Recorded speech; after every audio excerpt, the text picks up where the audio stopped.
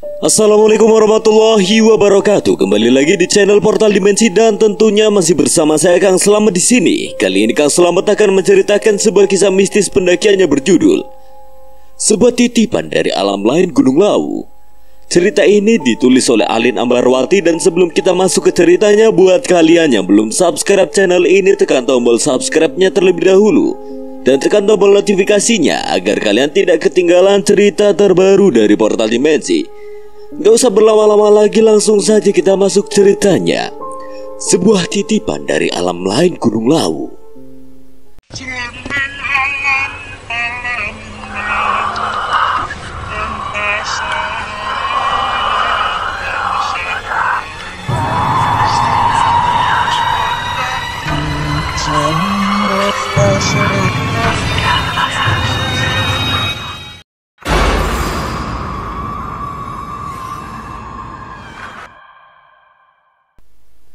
Batara Yuda atau kerap disapa Tara, itulah nama yang ayah dan ibuku sematkan kepadaku sedari aku lahir ke dunia yang sebelumnya tidak pernah kupijaki.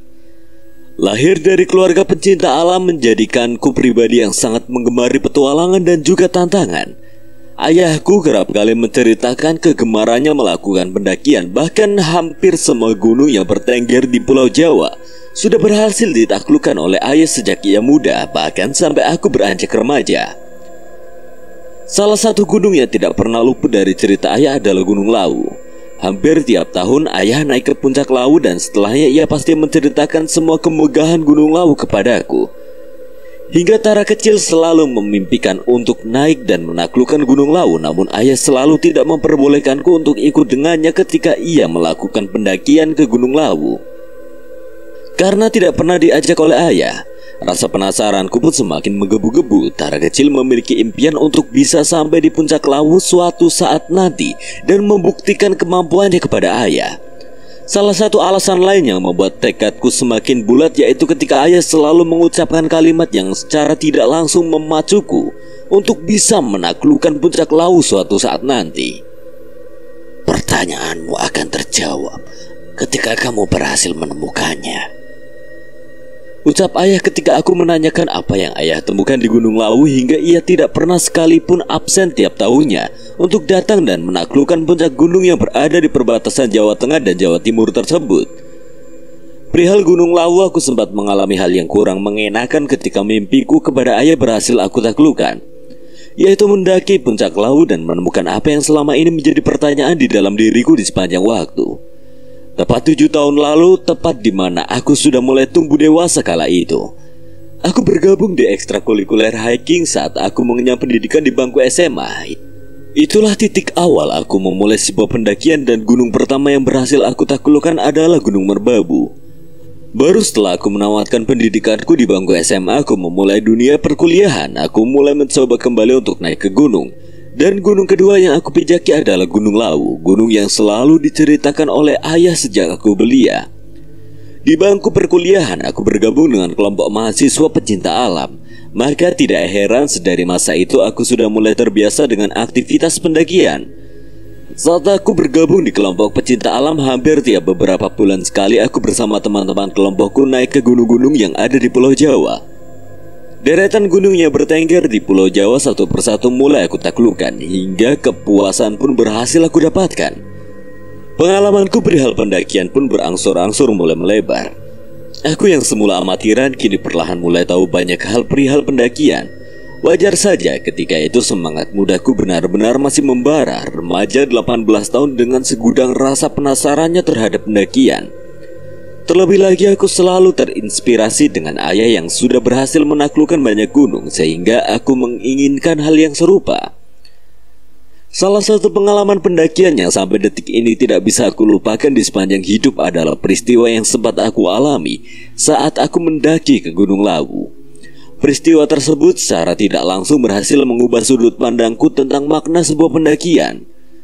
Peristiwa tersebut bermula saat kelompok pecinta alam yang aku ikuti akan melakukan pendakian ke Gunung Lawu. Tentu aku sangat bersemangat ketika pertama kali mendengar rencana pendakian itu. Dan tanpa pikir panjang, aku langsung bersedia untuk bergabung dalam pendakian tersebut. Padahal di masa itu aku benar-benar mahasiswa baru yang belum lama bergabung di kelompok pendakian dan belum memiliki pengalaman selain pengalaman mendaki ke Merbabu ketika SMA dulu.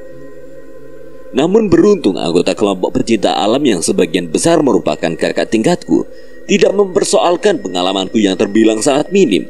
Justru mereka semua sangat mendukung keinginanku untuk bergabung di pendakian ke Gunung Lawu. Dan mereka memintaku untuk latihan fisik agar tubuhku nanti lebih siap dan bisa lebih maksimal saat melakukan pendakian. Setelah mendengar rencana pendakian itu, aku lebih dulu meminta izin kepada ayah dan ibu. Bagaimanapun juga kedua orang tuaku harus tahu, meskipun mereka tentu akan memberikan izin kepadaku. Karena mengingat ayah pun memiliki kegemaran yang serupa denganku, yaitu mendaki ke gunung. Setelah ayah dan ibu memberikan lampu hijau kepadaku, aku pun mulai berlatih fisik untuk mempersiapkan segala sesuatunya. Hampir di tiap sore aku berlari mengelilingi gedung rektorat kampusku. Nyatanya tidak hanya aku seorang yang tiap sore berlari mengelilingi gedung. Banyak mahasiswa lain yang melakukan hal serupa. Gedung rektorat kampusku pun menjelma menjadi lintasan lari di tiap sorenya. Aku berkuliah di salah satu kampus ternama di Yogyakarta, kota yang terkenal dengan sebutan kota pelajar dan gudegnya tersebut. Aku menjadi anak rantau di Yogyakarta dan memilih untuk tinggal di rumah kos tak jauh dari kampus tempatku belajar. Perihal pendakian, unit kegiatan mahasiswa pencinta alam yang aku ikuti bukan hanya merencanakan pendakian untuk internal mahasiswa pencinta alam kampusku saja, melainkan kali ini kelompokku tersebut mengadakan pendakian Matara yang tentunya akan diikuti oleh semua kelompok pecinta alam kampus-kampus yang ada di Yogyakarta. Tentu ini akan menjadi pendakian yang sangat mengasyikan. Bisa saling sapa, bisa saling mengenal sesama pecinta alam membuatku semakin tidak sabar untuk menantikan hari pendakian itu tiba. Karena akan melakukan pendakian bersama kelompok pecinta alam lainnya juga. Aku tidak ingin terlihat amateran saat pendakian nanti, meskipun sebelumnya aku baru sekali melakukan pendakian. Namun aku harus banyak cari tahu perihal gunung yang akan aku pijakin nanti, yaitu Gunung Lawu. Aku kemudian memutuskan untuk membaca banyak artikel dan cerita pendakian yang kerap dibagikan oleh para pendaki di blog pribadi mereka. Aku juga membaca terkait hal-hal mistis yang kerap kali terjadi di Gunung Lawu. Aku melakukan ini semua agar aku tidak mendaki dengan tangan kosong semata, melainkan aku memiliki bekal yang aku peroleh dari internet. Perihal misteri yang kerap terjadi di Gunung Lawu, 2 hari sebelum pemberangkatan aku memilih untuk mampir ke basecamp mahasiswa pencinta alam di kampusku. Setibanya di basecamp aku langsung bersua. Aku memilih untuk diam dan melamun. Nyatanya ada banyak kegundahan yang singgah di pikiranku ini. Bahkan aku sendiri pun tidak bisa menjelaskannya begitu saja. Sebab aku sendiri masih bingung dengan sesuatu yang sampai saat ini mengganjal di pikiranku. Saat aku sedang melamun, tiba-tiba saja salah satu temanku menghampiriku, yaitu Umar. Ia seakan-akan tahu apa yang sedang aku pikirkan sedari tadi meskipun aku belum berucap apapun.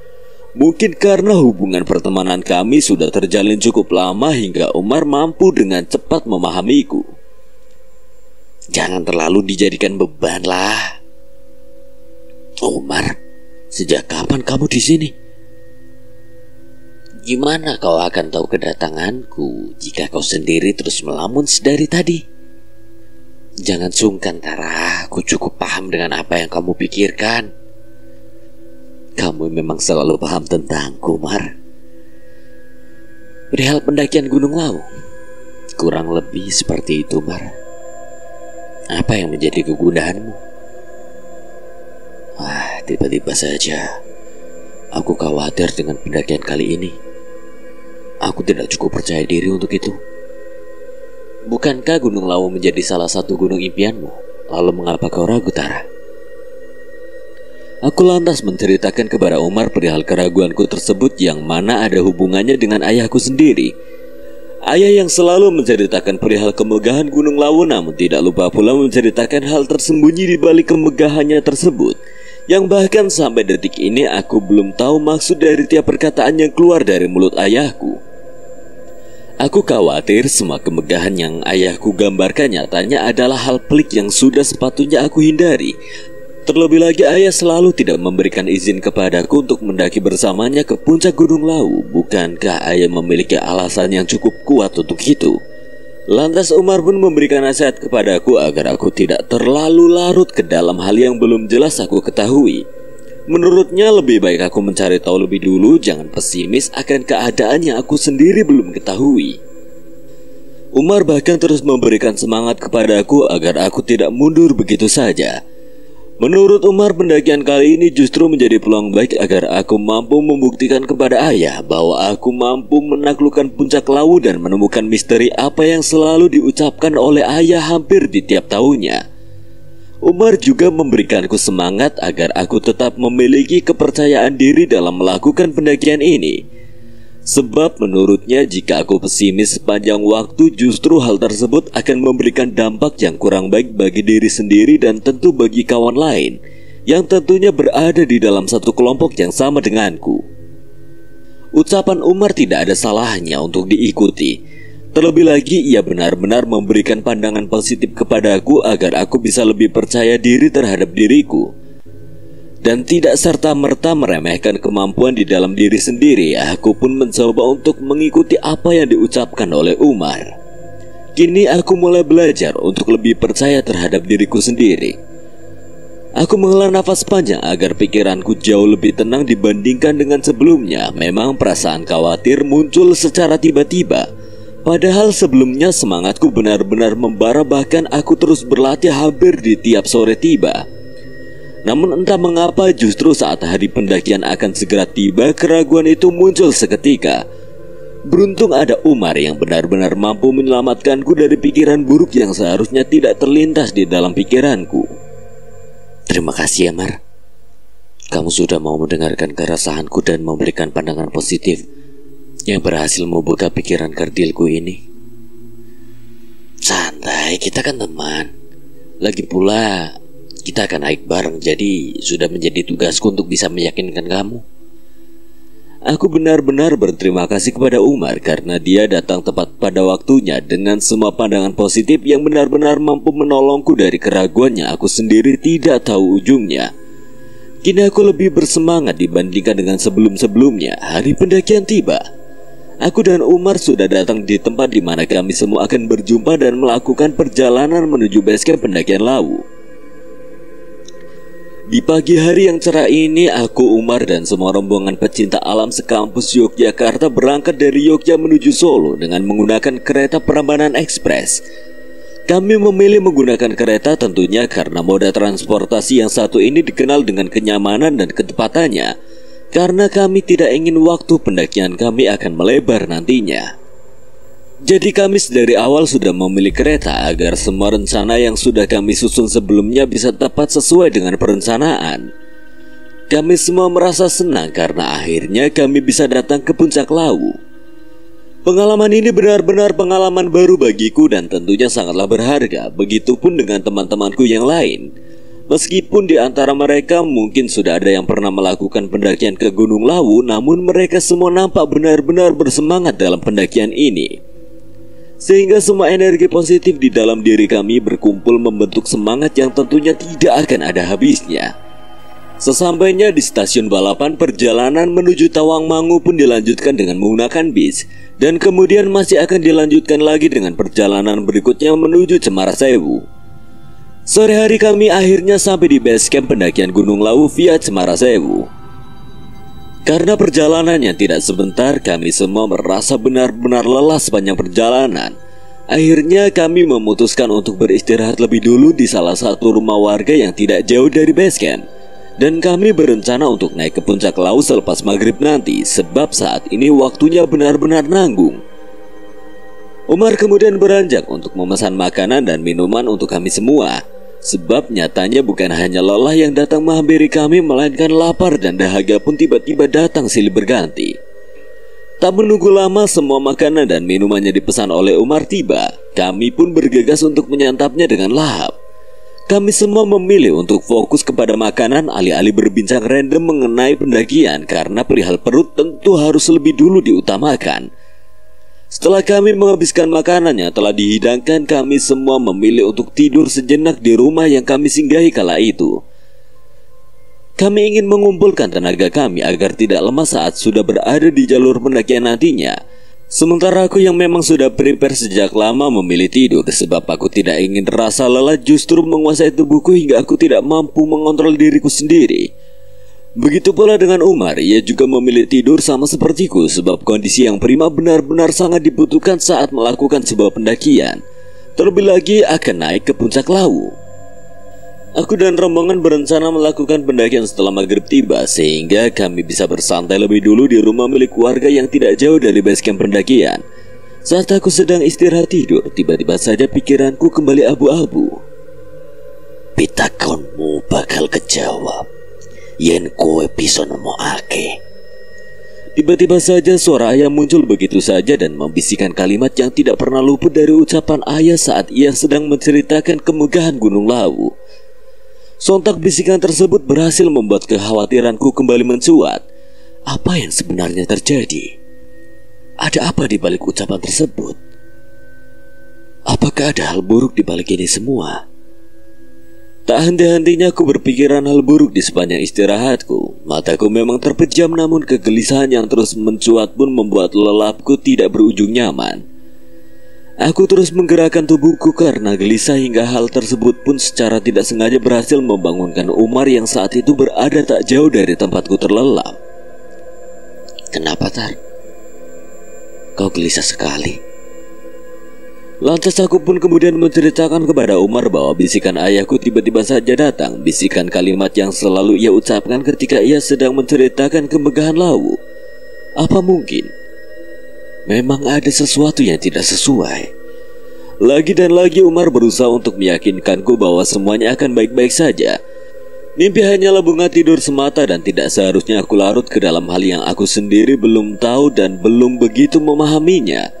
Aku kemudian memilih beranjak. Aku bergegas mengambil air wudhu dan memilih untuk menunaikan sholat sembari meminta petunjuk kepada Yang Maha Esa, agar aku diberikan ketenangan dan tidak terus-menerus dihantui kekhawatiran yang benar-benar tak berujung.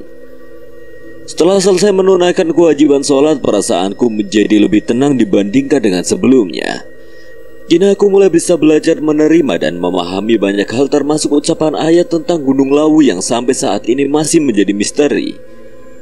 Waktu sudah mulai berganti. Langit yang semula terang perlahan-lahan mulai menghitam, tanda malam akan segera datang. Umar mewakili kelompok kami pergi menuju base camp dan ia mendaftarkan diri kami semua di sana. Setelah selesai, kami mulai melakukan pendakian. Tujuan pertama kami adalah pos 1. Perjalanan dari base camp menuju pos 1 kurang lebih akan ditempuh selama 1 jam. Kondisiku dan juga rombongan sangat prima ketika itu, jadi kami tidak begitu banyak berhenti untuk beristirahat. Terlebih lagi medan yang kami lalui masih terbilang landai.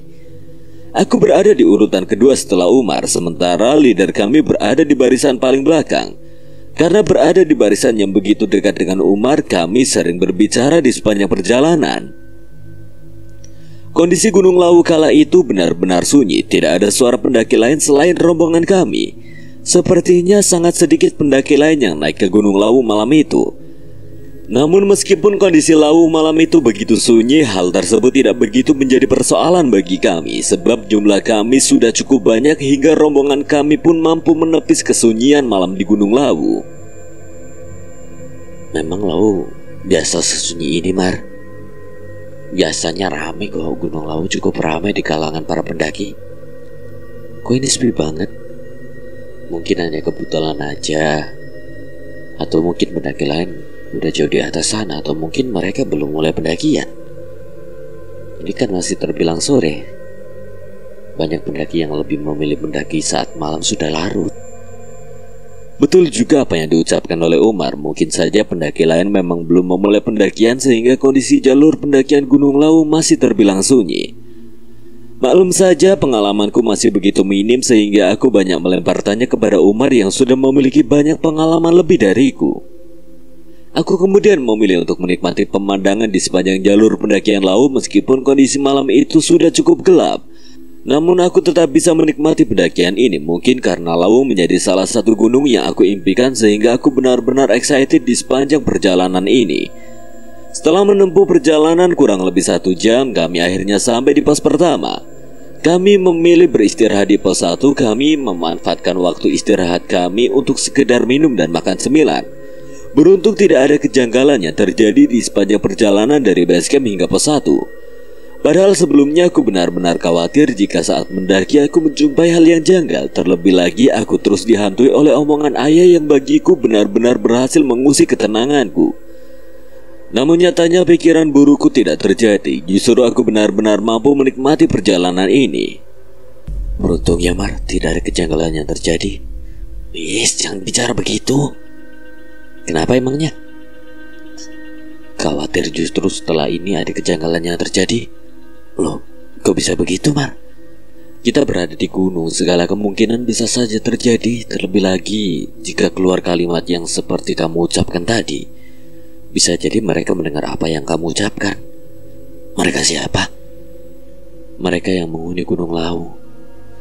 Seketika saja jantungku rasanya terhenti beberapa detik setelah mendengar apa yang diucapkan oleh Umar. Aku benar-benar tidak tahu jika ucapannya aku anggap sepele tersebut nyatanya bisa mengundang kejanggalan jika mereka mendengar apa yang aku ucapkan. Duh Mar, kenapa tidak bicara sebelumnya? Aku kirain kamu udah tahu. Aku benar-benar minim pengalaman Mar. Justru hal-hal seperti itu luput olehku. Ya udah, jangan terlalu dipikirin. Anggap aja kamu tidak berucap apapun. Tapi Mar, udah anggap aja angin lalu. Aku memilih diam meskipun pikiranku mulai tidak beraturan. Aku benar-benar tidak tahu. Aku benar-benar menyesal telah berucap kalimat yang menurutku sepele itu. Jika bisa memutar waktu, aku akan tarik kalimat yang aku ucapkan tersebut. Namun sayangnya waktu tidak bisa kembali. Setelah beristirahat cukup lama, leader kami mengajak kami melanjutkan perjalanan menuju pos selanjutnya. Saat itu pikiranku masih tidak menentu. Namun Umar berusaha menenangkanku. Di tengah perjalanan, sayup-sayup aku mendengar seorang memanggil namaku dari kejauhan. Suara itu terdengar seperti suara seorang perempuan. Aku menoleh ke belakang namun tidak melihat siapapun. Namun anehnya suara perempuan itu terus memanggil namaku. Bulu kuduku mulai merinding karenanya. Aku kemudian mencoba menanyakan suara itu kepada Umar. Mar, dengar ada yang manggil namaku nggak? Aku nggak dengar apapun. Benarkah? Tapi jelas-jelas ada yang manggil nama aku Mar. Suaranya mirip suara cewek. Mungkin itu hanya perasaanmu aja kali. Enggak Mar, suara itu benar-benar jelas. Aku tidak mungkin salah dengar. Tapi aku nggak dengar suara apapun. Ada apa ini Tuhan? Apa kejanggalan mulai datang menghampiriku? Siapa sosok yang memanggil-manggil namaku itu dan mengapa wujudnya tidak terlihat? Mengapa Umar tidak melihatnya? Muncul pertanyaan-pertanyaan serupa di dalam pikiranku hingga hal tersebut benar-benar membuatku tidak bisa berkonsentrasi di dalam pendakian ini. Apa mungkin ini semua karena ucapanku sebelumnya? Suara panggilan itu benar-benar menggema di telingaku. Pikiranku yang sebelumnya sudah gusar pun semakin gusar karenanya. Aku berusaha tidak mengindahkan suara itu, namun suara tersebut terus-menerus terdengar. Lirih namun berhasil menggetarkan gendang telingaku ini. Kini waktu berjalan begitu cepat. Perjalanan malam membuat kami semua lupakan waktu. Tak terasa kini jam sudah menunjukkan pukul 11 malam. Waktu yang cukup menegangkan karena sebentar lagi akan terjadi sebuah pergantian waktu antara malam menuju ke waktu pagi. Kami sudah berhasil melewati pos 2 tanpa adanya kejanggalan lain selain suara bisikan yang hanya didengar olehku. Sebab suara bisikan itu jelas-jelas memanggil nama Batara yang tidak lain adalah nama aku sendiri. Sebab tidak ada nama lain yang serupa dengan nama aku. Batara Yuda hanya disandang olehku seorang. Meskipun suara bisikan itu sudah menghilang kala itu, namun ingatanku tentang sosok perempuan tak berwujud yang terus-menerus memanggil namaku tidak kunjung hilang dari ingatan. Suara yang begitu lirih namun berhasil menggetarkan relung pikiranku dan berhasil memunculkan rasa takut di dalam diriku. Aku berharap suara itu tidak lagi menggema di gendang telingaku karena tengah malam sudah tiba. Aku yakin sebentar lagi aku dan rombongan akan sampai di pos 3. Aku berharap di pos 3 ini kami menyempatkan waktu beristirahat. Sebab saat berada di pos 2 kami tidak berhenti sama sekali, bahkan sekedar minum pun tidak. Menurut Umar kami harus bisa menghemat waktu agar bisa segera sampai di puncak Lawu. Saat penanda di pos 3 mulai terlihat dari kejauhan, aku kembali merasakan keanehan. Bisikan itu kembali menggema di gendang telingaku, dan kali ini bisikan itu benar-benar nyata dan suara bisikan itu bahkan semakin mendekat ke arahku. Namun aku sama sekali tidak melihat sosok siapapun, hanya ada aku dan juga rombongan. Sontak kejanggalan tersebut secara tidak langsung membuyarkan konsentrasiku. Suara perempuan yang benar-benar halus dan juga lirih benar-benar jelas terdengar di gendang telingaku. Aku mencoba untuk menepisnya, namun aku tidak berhasil. Aku mencoba meyakinkan diriku sendiri bahwa tidak ada kejanggalan yang terjadi, namun aku benar-benar tidak bisa. Semua yang terjadi benar-benar nyata adanya. Sesekali aku mencoba menutup mataku sembari terus berjalan, namun bisikan itu benar-benar masih jelas terdengar. Aku mohon pergi dari sini, jangan mendekat ke arahku.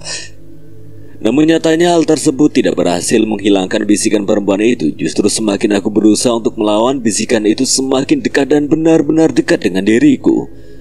Aku seakan-akan dikuasai oleh bisikan tersebut, hingga tanpa sadar aku justru terpisah dari rombongan sendiri. Saat berada di pos 2, aku dan teman-teman rombonganku sempat bertukar posisi. Aku yang semula berada di barisan kedua dari depan berganti posisi dengan temannya berada di posisi kedua dari belakang. Dan kemudian disusul oleh Umar persis di belakangnya, di urutan paling akhir. Aku benar-benar tidak melihat satu orang pun di depanku saat ini. Bahkan Umar yang seharusnya berada di belakangku tidak terlihat oleh mataku. Sontak hal tersebut benar-benar membuatku sangat kaget, karena semua seakan-akan terjadi secara tiba-tiba. Kemana perginya semua orang? Aku kemudian mencoba memanggil satu persatu nama teman rombonganku termasuk Umar. Aku memanggil mereka dengan suara yang benar-benar lantang, namun anehnya tidak ada satupun di antara mereka yang menjawab panggilanku tersebut. Jika memang aku tertinggal dari mereka, rasanya posisi kami tentu tidak akan berjauhan, sebab aku menyadari mereka sudah tidak terlihat oleh mataku. Waktunya benar-benar singkat, namun anehnya mengapa mereka tidak menjawab panggilanku? Atau mungkin mereka benar-benar tidak mendengar panggilan dan teriakanku. Aku harus segera mencari mereka. Aku kemudian mempercepat langkah untuk mencari mereka semua. Aku tidak mempedulikan suara-suara aneh yang terdengar olehku di sepanjang perjalanannya aku pijaki saat ini. Namun nyatanya semua usahaku untuk menemukan mereka sia-sia. Aku benar-benar tidak berhasil menemukan teman-teman rombonganku. Apa mungkin ada hal buruk yang menimpa mereka? Atau justru hal buruk tersebut sedang menimpaku saat ini? Pikiranku mulai tidak tenang. Banyak pemikiran-pemikiran buruk yang terus bersarang di kepalaku, hingga hal tersebut berhasil membuatku merasakan kebingungan atas segala hal yang aku sendiri tidak tahu pasti. Kini pandanganku mulai berubah setelah aku tidak menemukan teman rombonganku termasuk Umar, teman dekatku sendiri. Tiba-tiba saja aku melihat sebuah bangunan kuno yang begitu mirip dengan bangunan kerajaan jauh di depan mataku. Bangunan kuno tersebut seperti gambar bangunan yang sering aku lihat di buku-buku sejarah sewaktu SMA dulu. Meskipun bangunan yang aku lihat di depanku begitu mirip dengan bangunan kerajaan, namun aku tidak bisa menyimpulkan bahwa bangunan tersebut merupakan sebuah kerajaan. Sebab aku masih belum tahu pasti bangunan apa yang berdiri kokoh di hadapanku saat ini. Tapi anehnya mengapa di atas gunung ada bangunan sekokoh dan semegah itu? Bukankah rasanya itu tidak masuk di akal? Ingin rasanya aku mendekat ke arah bangunan tersebut, namun aku khawatir jika rasa penasaranku akan bangunan tersebut justru membuatku berada di ambang mara bahaya. Terlebih lagi saat ini aku tidak melihat siapapun. Di sisi lain suara bisikan perempuan itu terus menggema di telingaku. Semakin lama bisikan itu semakin jelas terdengar, hingga hal tersebut berhasil menepis konsentrasiku terhadap bangunan yang bertengger jauh di depanku. Suara perempuan itu seolah-olah mengajakku untuk mendekat ke arahnya, dan anehnya aku seakan-akan terbius dengan suara lirih perempuan itu hingga aku berjalan mendekat ke arah sumber suara itu. Meskipun aku sudah berusaha dengan kuat untuk menahan langkah kakiku sendiri, namun aku benar-benar tidak mampu menghentikan langkah kakiku sendiri.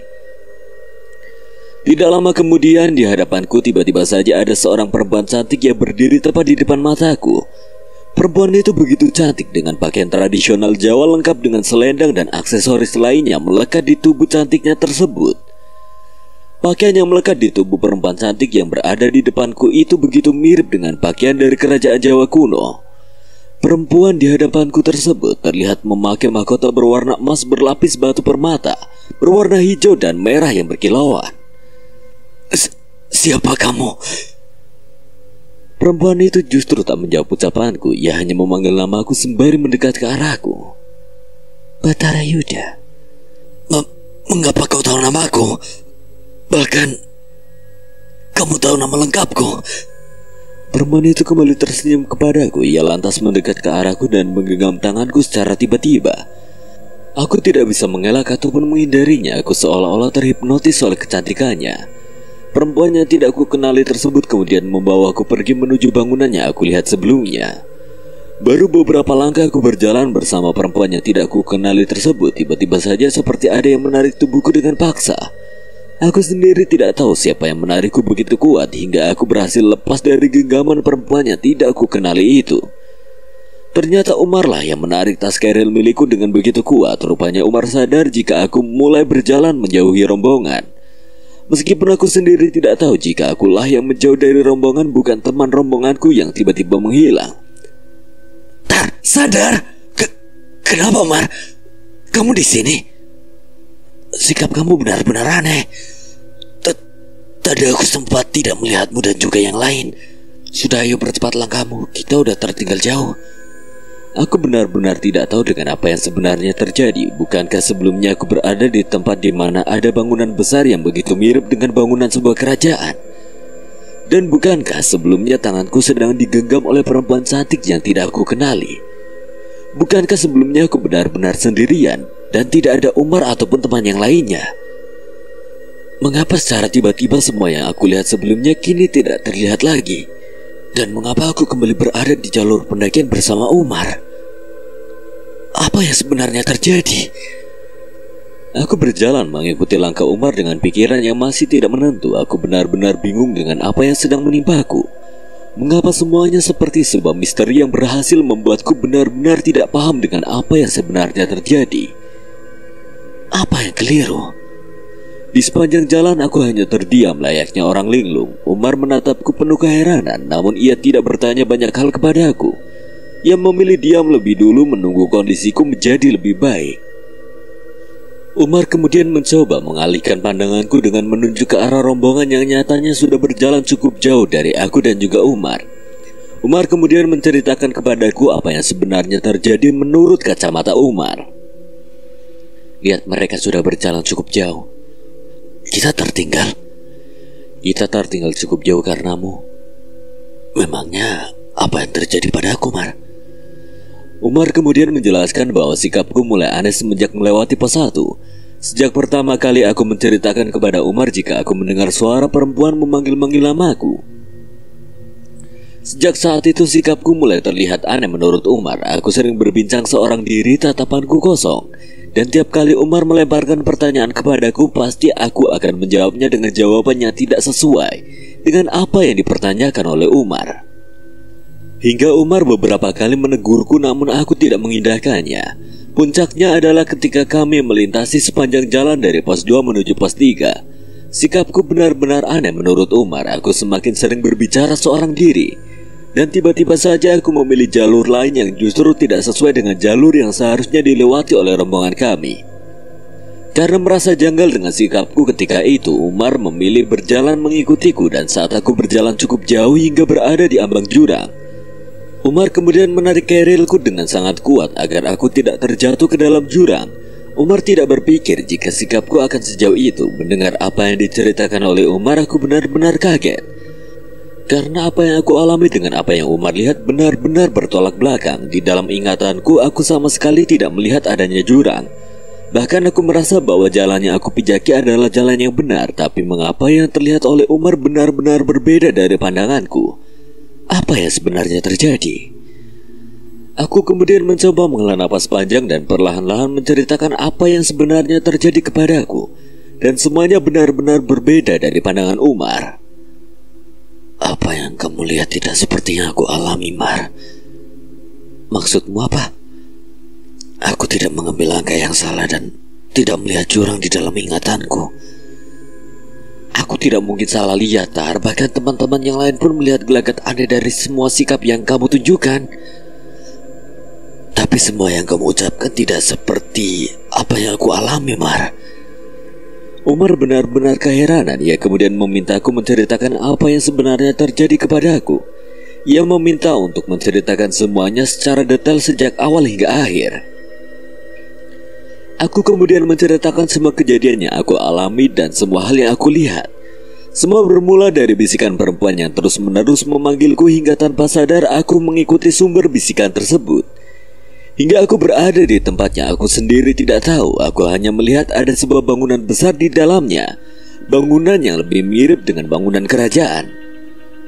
Di sana kemudian aku melihat ada sosok perempuan cantik yang secara tiba-tiba berdiri di hadapanku, yang memanggil namaku dengan sangat lengkap. Lantas ia menggenggam tanganku dan membawaku ke sebuah tempat yang aku sendiri tidak tahu. Namun ketika perempuan itu akan mengajakku, tiba-tiba saja ada seseorang yang menarik tubuhku dengan begitu kuat. Dan ternyata orang tersebut adalah Umar. Setelah itu aku berada di tempat yang sama seperti Umar. Setelah mendengar semua ceritaku, pikiran Umar mendadak kacau. Ia menganggap apa yang aku ucapkan hanyalah khayalanku semata. Sebab rasanya tidak mungkin ada sebuah bangunan besar yang begitu mirip dengan sebuah kerajaan di atas gunung yang memiliki tanah tidak rata. Rasanya semua yang terucap dari mulutku tidaklah benar, namun itulah yang terjadi padaku. Entah Umar akan percaya atau tidak, namun aku berucap yang sebenarnya tanpa ada yang ditambah-tambahi ataupun yang dikurang-kurangi. Namun sepertinya Umar berusaha mencerna semua hal yang aku ceritakan, meskipun ia sendiri masih terlihat percaya tidak percaya dengan peristiwa yang aku alami. Namun setidaknya ia tidak membantah ucapanku begitu saja.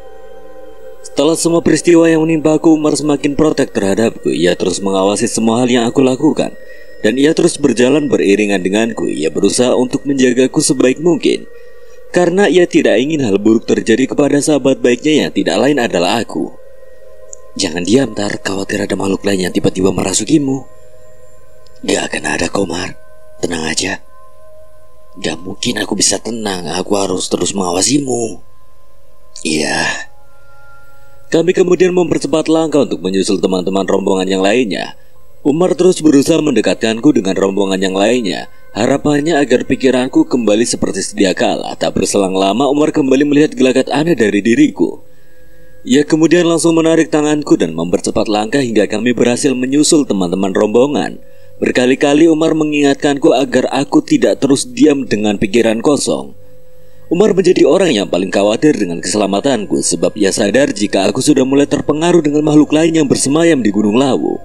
Dan Umar sepertinya sadar jika gangguan makhluk itu terus saja datang menghampiriku. Meskipun aku sendiri tidak kunjung menyadarinya, meskipun pengalaman Umar dibandingkan denganku lebih banyak Umar, namun Umar dianggap anak baru dibandingkan dengan teman-teman di dalam rombongan kami. Pengalaman pendakian Umar masih tergolong sedikit, sehingga saat ia melihat gelagatku yang semakin aneh tiap waktunya, ia benar-benar merasakan rasa takut yang luar biasa. Umar benar-benar khawatir jika aku tidak cukup kuat untuk sampai di puncak Lawu. Bahkan Umar sempat berpikiran buruk. Ia berpikir apa aku masih bisa selamat atau aku akan berakhir tragis di Gunung Lawu. Namun Umar terus berusaha untuk mendoakan keselamatanku, sahabat dekatnya. Karena rasa khawatirnya yang begitu dalam, Umar kemudian memilih untuk menghampiri Faras, ketua Mapala di dalam rombongan kami. Umar menghampiri Faras sembari terus mengawasiku tanpa henti. Tatapannya benar-benar tidak bisa lepas dari diriku saat ini. Umar ingin melaporkan semua gelagat aneh yang ditunjukkan olehku. Ia juga ingin menceritakan segala peristiwa yang terjadi sebelumnya, baik dari sudut pandang Umar sendiri dan juga sudut pandangku. Umar ingin mencari solusi terbaik yang bisa mengembalikan diriku menjadi sosok Tara yang sebelumnya. Sembari terus mengawasi dan menjagaku, Umar terlihat berbincang dengan Faras untuk memperbincangkan perihal diriku. Bang, ada yang gak beres dari Tara. Maksudnya gimana? Aku kemudian mengarah ke Faras agar ia mau menatap dan mencoba memperhatikan dengan detail gestur yang ditunjukkan olehku. Dan benar saja, Faras pun berpikiran sama dengan Umar. Namun penyebab gesturku yang tidak biasa tersebut di antara Umar dengan Faras tidak sependapat. Umar berpikir jika perubahan sikap yang ditunjukkan olehku adalah pengaruh makhluk gaib yang ada di Gunung Lawu. Sementara Faras berpikir jika perubahan sikap yang ditunjukkan olehku hanya karena aku kelelahan selama pendakian. Faras juga berpikir bahwa kemungkinan aku mengalami hipotermia yang mengakibatkan aku menjadi seperti orang linglung. Terlebih lagi perjalanan menuju pos 3 yang saat ini kami lewati memiliki trek yang tidak biasa. Jalur yang kami pijaki menuju pos 3 terus-menerus menanjak hingga hal tersebut tentu membuat pendaki-pendaki yang belum memiliki cukup pengalaman sangat kewalahan. Apa yang harus kita lakukan, Bang? Terlepas dari penyebabnya, kita harus bisa sadarkan dia segera. Jika tidak, kita semua tentu akan menyesal. Mendengar hal tersebut tanpa sadar, air mata Umar pun terjatuh. Ia benar-benar tidak bisa berpikir dengan jernih lagi. Umar benar-benar tidak ingin kehilangan Tara. Terlebih lagi keduanya sudah berteman cukup lama. Di sisi lain, Umar pun terus berusaha untuk membujuk Faras agar ia bisa sesegera mungkin bertindak. Terlebih lagi ia merupakan ketua mahasiswa pecinta alam yang bertugas di dalam pendakian ini. Umar benar-benar berharap agar Faras mampu menolongku agar aku bisa kembali seperti sedia kala. Umar benar-benar kalut dengan situasi yang saat ini sedang ia hadapi. Di satu sisi ia tidak ingin terjadi hal buruk dengan Tara, namun di sisi lainnya ia sendiri tidak bisa bertindak apapun. Terlebih lagi sesaat setelah menceritakan kondisi Tara kepada Faras, justru ia semakin menemukan titik kebimbangan saat Faras tidak percaya dengan tutur katanya yang mengatakan bahwa Tara terkena gangguan. Namun Faras justru mengatakan bahwa Tara hanya kelelahan karena suhu badannya cukup tinggi ketika Faras mengeceknya. Karena persoalan tersebut, Umar tidak begitu memperhatikanku saat itu. Ia begitu abai terhadapku. Wajar saja pikiran Umar sendiri sedang tidak menentu. Dan setelah Umar juga Faras berusaha berdamai atas semua kondisi yang telah terjadi, tiba-tiba saja Umar sudah tidak lagi melihatku di tempat semula, yaitu bebatuan besar tak jauh dari posisi dia saat berbincang dengan Faras. Sontak hal tersebut benar-benar membuat Umar kaget. Ia bahkan langsung kelimpungan untuk mencariku saat itu juga. Loh, kok Tara udah gak ada? Bukankah tadi dia ada di atas tumpukan batu? Sebelumnya memang Tara berada di sana, Bang. Tapi mengapa dia tiba-tiba tidak ada di tempat semula?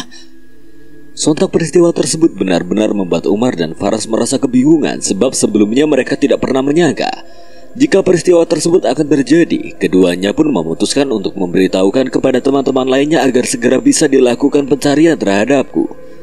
Sebab kondisiku saat itu benar-benar mengkhawatirkan, sehingga mereka tidak bisa hanya tinggal diam.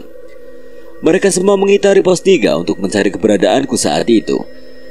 Hampir setiap pendaki yang melintas mereka tanyai perihal keberadaanku, namun tidak ada satupun di antara mereka yang tahu atau bahkan pernah melihatku.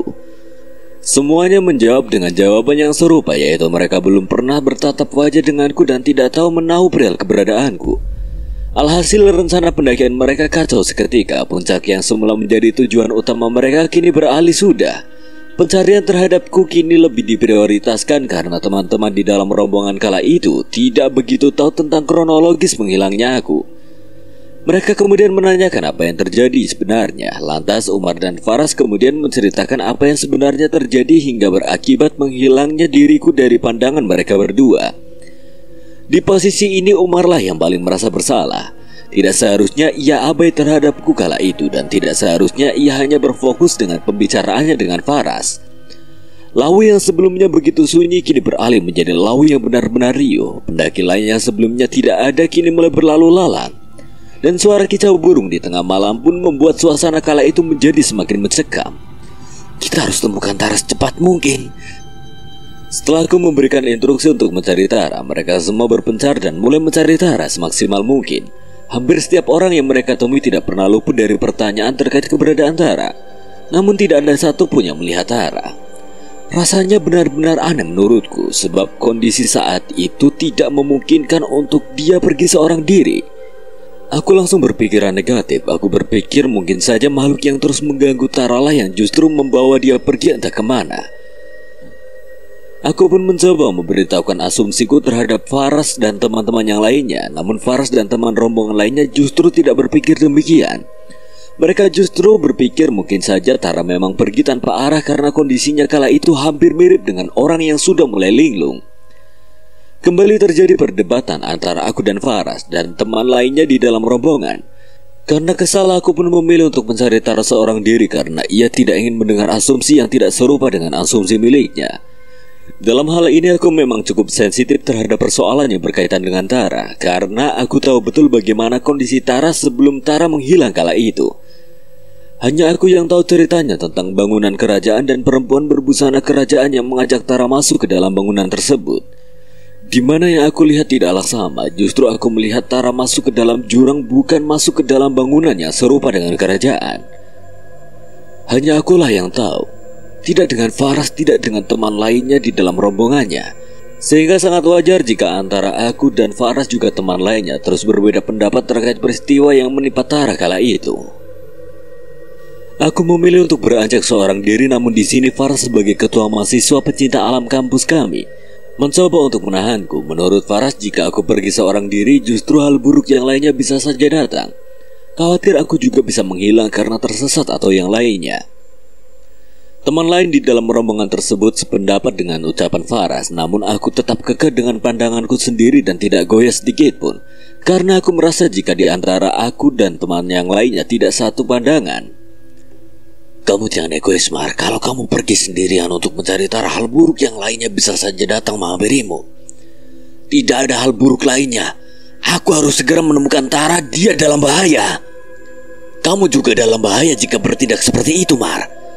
Aku bisa jaga diri, sementara Tara kondisinya sedang tidak baik-baik aja. Turunkan egomu demi kepentingan semuanya. Kita akan mencari Tara bersama-sama tanpa ada satu orang pun yang pergi sendirian. Terserah apa katamu, Bang. Aku akan tetap pergi sendirian untuk mencari Tara. Ya udahlah, terserah apa katamu. Aku kemudian tidak menjawab ucapan Faras dan memilih tidak mengindahkannya. Belum juga aku jauh melangkah, tiba-tiba saja petir datang menyambar hingga membuatku kaget dan juga teman-teman lainnya. Sontak aku pun menghentikan langkahku dan memilih untuk kembali ke rombongan dan mengurungkan niat untuk pergi seorang diri. Aku memang cukup penakut, meskipun sebetulnya aku sangat teguh terhadap pendirianku. Namun karena petir yang tiba-tiba saja menyambar, aku lantas berpikir bahwa mungkin saja ini merupakan sebuah peringatan dari Tuhan agar aku tidak bertindak seenaknya, hanya karena aku terlampau khawatir dengan kondisi Tara. Bagaimanapun juga jika terjadi hal buruk terhadapku, teman-teman di dalam rombongannya lah yang akan mengalami kesulitan. Aku ikut kalian aja. Gitu dong, Mar. Turunkan egomu. Lagi pula meskipun kami tidak sepenuhnya percaya dengan cerita mistis dan makhluk gaib yang katanya bersarang di tubuh Tara, namun kami tetap mempunyai rasa kepedulian dan tentu akan mencari Tara bagaimanapun caranya. Iya, Bang. Saya minta maaf.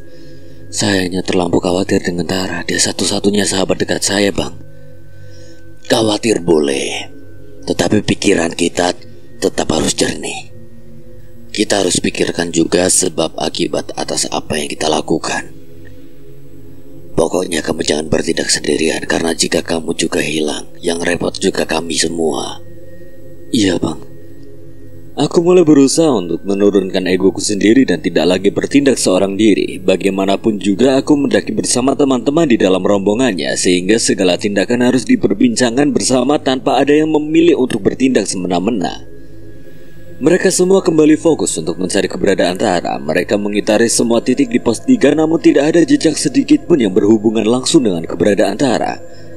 Hingga tak jauh dari pos 3, Faras menemukan benda yang menurutnya begitu aneh. Ia menemukan sebuah gelang berwarna emas yang begitu mirip dengan gelang kerajaan zaman kuno. Ia kemudian mengambilnya dan menuturkan penemuannya tersebut kepada teman-teman yang lainnya. Aku menemukan ini, teman-teman. Apa itu, Bang? Gelang emas yang begitu mirip dengan gelang kerajaan zaman kuno. Jangan diambil, Bang. Letakkan di tempat semula. Kenapa? Pokoknya jangan diambil, Bang. Khawatir gelang itu justru akan mengundang malapetaka datang. Beruntung Faras mau mengikuti omonganku dan bergegas untuk meletakkan apa yang ditemukannya tersebut ke tempat semula. Meskipun Faras sendiri masih bertanya-tanya, memang apa kaitannya antara gelang dan juga malapetaka? Lantas karena tidak ingin membuat Faras terus bertanya-tanya, akhirnya aku pun menceritakan sebuah kejadian yang pernah aku dengar. Kejadian yang menimpa salah seorang pendaki yang berakhir tewas karena mengambil sebuah benda yang terlihat begitu asing tanpa mengindahkan konsekuensi yang bisa didapatnya. Benda yang diambil oleh pendaki itu hampir mirip dengan benda yang ditemukan oleh Faras, yaitu sebuah gelang yang begitu mirip dengan gelang kerajaan. Memang sejatinya saat melakukan pendakian ke gunung manapun, mawas diri sangatlah dibutuhkan, karena kita berdampingan dengan alam lain yang kita sendiri pun tidak tahu. Sehingga saat kita mendaki hanya bisa menjaga sikap, lisan dan juga semua perbuatan kita agar terhindar dari malapetaka yang bisa saja datang mendera. Setelah persoalan gelang emas yang ditemukan oleh Faras usai, aku beserta teman-teman yang lain kemudian memilih melanjutkan pencarian Tara. Kami terus berfokus di pos 3 dan jalur dari pos 2 menuju pos 3. Kami berharap Tara bisa ditemukan dalam keadaan baik tanpa kurang apapun. Setelah tidak menemukan titik terang, Faras berinisiatif mencari bantuan tim ranger yang ada di base camp Lawu. Ia kemudian mengajak semua anggota di dalam rombongannya kembali ke base camp. Menurut Faras akan lebih mudah jika melibatkan tim ranger yang ada di base camp Lawu, karena mereka tentu lebih paham dengan titik-titik tertentu yang ada di jalur pendakian Lawu. Awalnya aku merasa keberatan jika harus turun dan kembali ke base camp karena aku belum menemukan Tara. Namun setelah Faras berusaha untuk menjelaskan kepadaku, akhirnya aku bersedia untuk turun bersama karena Faras tidak ingin ada satu anggota yang tertinggal di jalur pendakian. Ia khawatir kejadian yang menimpa Tara akan menimpa anggota yang lainnya juga. Akhirnya mereka semua kembali ke base camp dengan langkah yang sengaja dipercepat. Mereka menempuh perjalanan dari pos 3 menuju base camp Gunung Lawu. Wajah cemas jelas saja tergambar dari semua anggota, terutama aku. Setelah menempuh perjalanan selama beberapa jam, kami akhirnya sampai di base camp. Faras kemudian bergegas pergi ke pos pendaftaran dan meminta bantuan dari tim ranger yang ada di sana. Faras menceritakan perihal hilangnya Tara kepada tim ranger yang saat itu bertugas di base camp Lawu. Faras meminta padaku untuk menceritakan kronologi kejadian menghilangnya Tara kepada tim yang saat itu sedang bertugas. Aku menjelaskan bahwa sebelum Tara menghilang, ia sempat bersikap aneh dan melihat hal-hal yang tidak masuk akal, seperti bangunan yang menyerupai sebuah kerajaan, dan bahkan ia sempat bertemu dan diajak pergi oleh seorang perempuan cantik yang begitu mirip dengan putri raja. Aku juga menjelaskan bahwa setelah kejadian itu sikap Tara semakin aneh dan hal tersebut membuat diriku khawatir. Dan saat aku sedang berbincang dengan Faras, tiba-tiba saja Tara menghilang dan entah pergi kemana. Aku sendiri tidak tahu kemana langkah Tara karena pada saat itu aku sedang fokus dengan Faras. Setelah mendengar semuanya, petugas base camp pun bergegas menghubungi tim SAR untuk segera dilakukan pencarian terhadap Tara. Aku lantas dimintai keterangan lebih lanjut oleh petugas base camp. Aku diminta untuk menunjukkan foto Tara dan diminta untuk mengisi biodata lengkap Tara. Aku bergegas melakukannya tanpa berpikir panjang karena harapanku saat ini hanyalah kembalinya Tara. Tak lama kemudian tim SAR pun tiba. Pencarian terhadap Tara langsung dilakukan. Namun sebelumnya mereka lebih dulu menyiapkan skema pencarian sekaligus melaporkan para pencari menjadi beberapa kelompok agar semua titik yang ada di Gunung Lawu bisa disisir tanpa ada yang terlewat. Pencarian pun dimulai. Aku bergabung bersama Faras dan juga beberapa orang dari tim SAR. Di posisi tersebut rasa khawatirku benar-benar ke Tara. Beberapa kali Faras mencoba menenangkanku. Sudahlah Mar, aku tahu kamu benar-benar khawatir. Tapi alangkah lebih baiknya kamu fokus terhadap pencarian ini dan pikiran kamu harus bisa tenang agar kondisimu tidak drop. Aku benar-benar khawatirin Tara, Bang. Kami semua juga mengkhawatirkan Tara, tapi kita harus percaya bahwa Tara pasti akan selamat. Apa Tara benar-benar bisa selamat, Bang? Kita harus percaya itu. Ada benarnya juga ucapan Faras. Kita memang harus yakin terhadap takdir. Jika takdir berkata Tara akan selamat, tentu Tara akan selamat bagaimanapun caranya. Maka dari itu fokus dan terus berdoa sangatlah perlu. Terakhir kali aku melihat Umar sedang berbincang serius dengan Faras. Aku melihat keduanya berdebat dan hal utama yang menjadi perdebatan di antara keduanya adalah perihal diriku sendiri. Saat itu ingin rasanya aku melerai perdebatan di antara keduanya, namun aku benar-benar tidak mampu beranjak dari bebatuan tempat di mana aku duduk. Bahkan untuk sekedar berucap satu kata pun aku tidak mampu. Rasanya tubuhku benar-benar terkunci saat itu. Badanku benar-benar lemas, mulutku benar-benar membisu dan aku tidak mampu bertindak apapun ketika itu. Tiba-tiba saja pandanganku gelap, wajah Umar dan juga Faras perlahan mulai bias. Aku tidak mampu mengendalikan diriku sendiri hingga tak lama setelahnya aku tumbang dan tidak tahu apa yang terjadi pada diriku. Tiba-tiba saja, aku mendengar suara perempuan yang sama persis dengan suara perempuan yang sebelumnya aku temui. Aku kemudian bangkit dari ketidaksadaran tersebut secara perlahan dan mulai mencari-cari arah sumber suara perempuan itu, namun aku tidak melihat siapapun. Bahkan Faras dan Umar yang sebelumnya ada di hadapanku pun mendadak enyah dan tidak terlihat olehku. Aku di mana? Tiba-tiba saja dari kejauhan aku melihat langkah kaki seorang perempuan yang terlihat akan menghampiriku. Aku tidak bisa berbuat apapun ketika itu karena tubuhku masih benar-benar lemas. Perempuan itu datang menghampiriku dan mengajakku beranjak pergi. Seperti terhipnotis aku lantas mengikuti langkah perempuan itu. Perempuan berparas ayu dengan senyuman manis yang terlukis dengan begitu jelas di wajah cantiknya. Perempuan itu lantas membawaku menuju ke dimensi lain, dimensi yang aku sendiri tidak tahu, dimensi yang sebelumnya belum pernah aku jajaki. Pemandangan yang dilihat olehku benar-benar berbeda. Sebelumnya aku hanya melihat hutan dan tanah yang terus menanjak, namun kali ini aku tidak lagi melihat hutan, semak belukar ataupun bebatuan terjal. Saat itu aku seakan-akan sedang berada di sebuah padepokan dengan pelatarannya yang begitu luas. Namun aku sama sekali belum pernah melihat padepokan semegah itu. Rasanya benar-benar asing bagiku. Tak jauh dari padepokan yang dilihat olehku terdapat beberapa rumah joglo berbahan kayu lengkap dengan penghuninya. Namun anehnya sikap yang ditunjukkan oleh orang-orang tersebut sangatlah dingin. Tidak ada sedikit pun senyum yang merekah dari wajah mereka. Dan sikap mereka juga menunjukkan ketidaksukaannya terhadapku. Aku mencoba untuk melempar senyum kepada mereka satu persatu, namun mereka justru membalasnya dengan tatapan dingin. Sontak hal tersebut benar-benar membuatku merasa takut dan merinding seketika. Aku di mana sebenarnya? Mengapa tatapan mereka begitu sinis terhadapku? Bukankah mereka baru berjumpa denganku, tapi mengapa mereka seakan-akan menunjukkan ekspresi marah terhadapku? Perempuan yang berada di depanku seakan-akan tahu perihal kekhawatiranku terhadap situasi yang saat ini aku hadapi. Ia lantas berjalan beriringan bersamaku sembari membisikkan beberapa kalimat yang ternyata berhasil membuatku merasakan ketenangan dibandingkan dengan sebelumnya. Kedudukanmu jauh di atas mereka, jangan berpikir mereka membencimu. Justru kami yang seharusnya memegang kendali atas mereka. Mengapa kau membawaku ke sini?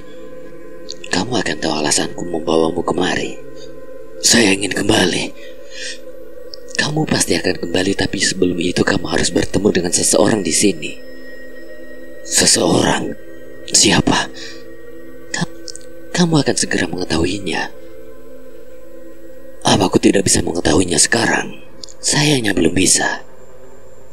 Akhirnya aku pun memilih agar waktu yang akan menjawabnya. Perempuan itu lantas membawaku masuk ke dalam sebuah padepokan dan mempersilahkan aku untuk duduk dan menunggu seseorang yang dimaksud oleh perempuan itu.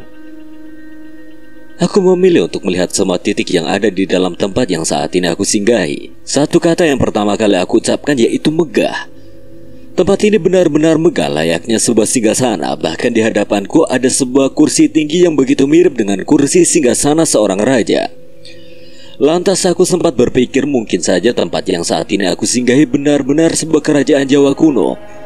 Karena terlihat dari semua sudut yang ada di tempat ini benar-benar begitu mirip dengan gambaran rumah kerajaan yang pernah aku lihat di buku pelajaran sejarah saat aku duduk di bangku SMA dulu. Tak lama kemudian ada seorang pria parubaya dengan baju raja melekat di tubuhnya datang ke arahku. Ia lantas duduk di atas kursi singgasana yang aku maksudkan sebelumnya. Perempuan yang mengantarkanku sebelumnya nampak memberi hormat kepada lelaki parubaya tersebut. Tak lupa ia juga memintaku untuk sedikit menunduk di hadapan lelaki parubaya itu. Aku benar-benar terpana melihat kegagahan lelaki di hadapanku tersebut. Aku bahkan tidak mampu berucap satu kata pun. Terlalu terkesima dengan karisma yang terpancar dari lelaki parubaya di hadapanku ini. Dari apa yang aku lihat, lelaki parubaya tersebut nampak memiliki tahta ataupun kedudukannya begitu tinggi. Sebab semua orang yang aku lihat di sana terlihat memberi hormat kepadanya. Maka tak heran jika sebelumnya perempuan yang membawaku datang meminta untuk menunduk untuk memberikan hormat. Tak lama kemudian, lelaki parubaya itu lantas memintaku mendekat ke arahnya. Entah apa yang dilakukan oleh lelaki parubaya itu terhadapku, aku benar-benar gemetaran. Lelaki itu benar-benar gagah rupawan. Pakaiannya dikenakannya menyerupai seorang raja dari kerajaan Jawa kuno. Namun aku sendiri belum pernah melihat sosok yang saat ini berada di hadapannya tersebut. Ketika lelaki itu memintaku datang mendekat ke arahnya, langkahku benar-benar lirih. Aku khawatir salah sikap ataupun salah ucap, karena aku yakin jika aku tidak berhati-hati sesuatu yang buruk bisa saja datang menghampiriku. Dan aku tidak ingin hal-hal buruk datang menghampiriku. Aku mengundangmu karena ada hal yang ingin aku titipkan kepadamu. Perihal ayahmu Jumantara. Sontak aku merasa begitu kaget ketika nama ayahku disebut oleh lelaki di hadapanku ini. Muncul banyak sekali pertanyaan di dalam otakku perihal ayahku. Apa mungkin pendakian ayah tiap waktunya ke Gunung Lawu ada hubungannya dengan lelaki di hadapanku saat ini? Apa hubungan di antara keduanya? Apa mungkin ayahku melakukan hal yang sesat atau semacam pemujaan terhadap lelaki parubaya di hadapanku ini? Apa yang tidak aku ketahui? Apa yang sebenarnya terjadi? Wajahku semakin pucat pasi setelah mendengar nama ayahku disebut. Tanganku yang semula hangat berubah menjadi sangat dingin. Aku gemetaran dan aku tidak bisa bersikap biasa-biasa saja. Perempuan yang membawaku ke tempat ini kemudian datang mendekat ke arahku. Ia membawakanku secangkir minuman hangat untuk menenangkanku. Namun aku enggan untuk meminumnya meskipun dari tadi perempuan itu terus memintaku agar bisa meminum minuman tersebut. Ingin rasanya aku kembali ke tempat semula. Lantas aku mencoba untuk menepuk-nepuk pipi kanan dan pipi kiriku, berharap semua hal yang aku alami saat ini hanyalah mimpi. Namun sudah berkali-kali aku mencoba menepuk pipi kanan kiriku, semuanya terasa sia-sia. Aku tak kunjung kembali dan justru aku merasakan sakit dari tepukanku yang cukup keras. Itu artinya aku memang sedang tidak bermimpi. Aku berada di dalam kenyataan yang membuatku merasa tidak karuan. Tanpa sadar air mata menetes dari pelupuk mataku karena aku benar-benar takut jika kehadiranku di dimensi yang aku sendiri tidak tahu justru membuatku tidak berhasil kembali ke duniaku yang sebenarnya. Ayah, tolong aku. Lelaki parubaya di hadapanku terus menatap ke arahku. Sepertinya dia paham jika aku merasakan gejolak perasaan yang tidak menentu. Sepertinya ia juga sadar akan rasa takut yang saat ini sedang aku rasakan. Tak lama kemudian lelaki parubaya di hadapanku melempar senyum ramah kepadaku. Sontak hal tersebut berhasil mengurangi rasa takut di dalam diriku kala itu. Padahal lelaki parubaya itu hanya menyebut nama ayahku saja, yaitu Jumantara. Namun pikiranku sudah benar-benar tidak karuan. Ingin rasanya aku tetap berpikiran positif perihal ayahku Jumantoro. Namun rasanya benar-benar sulit. Aku teringat kembali dengan ucapan ayah perihal Gunung Lawu, di mana ayah selalu memintaku mencari sendiri apa yang terus menjadi pertanyaanku. Selain itu, saat aku hendak mendaki ke Lawu, tiba-tiba saja bayangan ayahku muncul dengan berucap kalimat serupa yang selalu diucapkan olehnya. Ingin rasanya aku menceritakan semua peristiwa yang aku alami kepada Umar saat ini juga. Namun aku tidak melihat sosok Umar ataupun teman yang lainnya. Aku benar-benar sendirian. Ingin rasanya aku menjerit dan berlari sekencang mungkin. Namun aku benar-benar tidak bisa melakukan itu semua. Tuhan, tolong selamatkan aku. Dalam situasi genting seperti yang aku alami saat ini, terbesit di dalam pikiranku untuk menyalahkan ayah karena sejatinya keinginanku yang begitu besar untuk menaklukkan Gunung Lawu semuanya bermula dari cerita yang selalu ayah ceritakan perihal kemegahan Gunung Lawu. Hingga Tara kecil selalu bermimpi untuk bisa menaklukkan Gunung Lawu suatu saat nanti.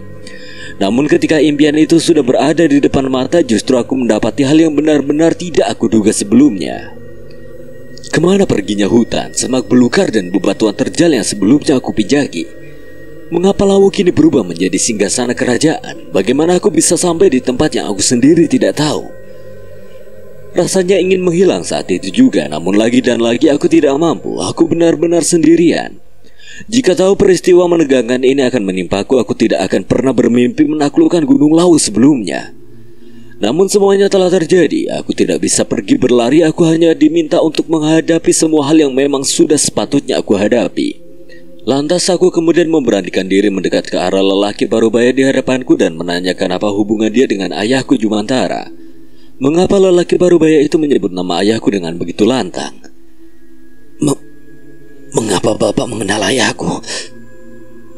Aku sangat mengenal ayahmu, nak. Sejak kapan Bapak mengenal ayahku? Sejak lama, bahkan sejak ayahmu belia.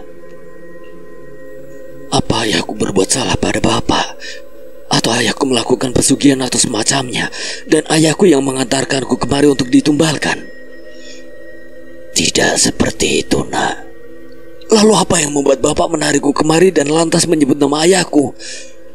Aku akan jelaskan semuanya kepadamu, tapi kamu tenang dulu. Aku tidak bisa tenang begitu saja, Pak. Aku sangat-sangat ketakutan. Ayahmu tidak melakukan kesalahan. Ayahmu tidak melakukan ritual pesugihan ataupun tumbal, atau yang kamu sebutkan, nak. Akan saya jelaskan semuanya kepadamu. Lantas aku berusaha tetap bersikap tenang meskipun rasanya sangatlah sulit. Aku kemudian mencoba menarik nafas begitu panjang dan mencoba duduk dengan tenang di hadapan lelaki parubaya yang begitu mirip dengan sosok seorang raja. Aku tak menyentuh sedikit pun minuman yang dihidangkan di sana. Aku tidak ingin menyentuh apapun yang berasal dari dimensi yang aku sendiri tidak tahu.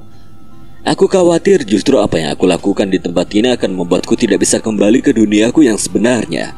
Aku benar-benar tidak ingin hal itu terjadi. Setelahnya lelaki parubaya di hadapanku tersebut menceritakan perihal hubungannya dengan ayahku. Sejak awal hingga saat ini aku mencoba untuk menyimaknya dengan seksama meskipun begitu sulit untuk mencerna semua ucapan yang dilontarkan oleh lelaki itu. Karena ia terus menggunakan bahasa Jawa krama alus yang tidak begitu aku pahami makna di balik ucapannya tersebut. Namun paling tidak aku paham sedikit-sedikit. Lelaki parubaya di depanku tersebut kemudian menceritakan perihal silsilah Raja Majapahit dari raja yang pertama hingga keturunan-keturunannya. Hingga ada titik di mana nama ayahku disebut oleh lelaki parubaya di hadapanku. Lelaki parubaya tersebut menyebutkan bahwa ayahku yang tidak lain adalah Jumantara merupakan salah satu keturunan dari kerajaan terbesar di Nusantara. Ayahku merupakan keturunan jauh dari kerajaan Majapahit, begitu pula dengan lelaki parubaya yang ada di hadapanku saat ini. Ia merupakan seorang raja dari kerajaan Majapahit yang tentunya memiliki hubungan darah dengan ayahku Jumantoro. Jika ayahku merupakan keturunan jauh kerajaan Majapahit, itu artinya di dalam darahku pun mengalir darah kerajaan yang saat ini aku pijaki. Apa mungkin kedatangan ayah di tiap waktunya ke Gunung Lawu ada hubungannya dengan kerajaan Majapahit yang diceritakan oleh lelaki parubaya ini? Benar saja, lelaki parubaya di hadapanku kemudian menceritakan perihal pengabdian ayahku kepada kerajaan yang ada di Gunung Lawu.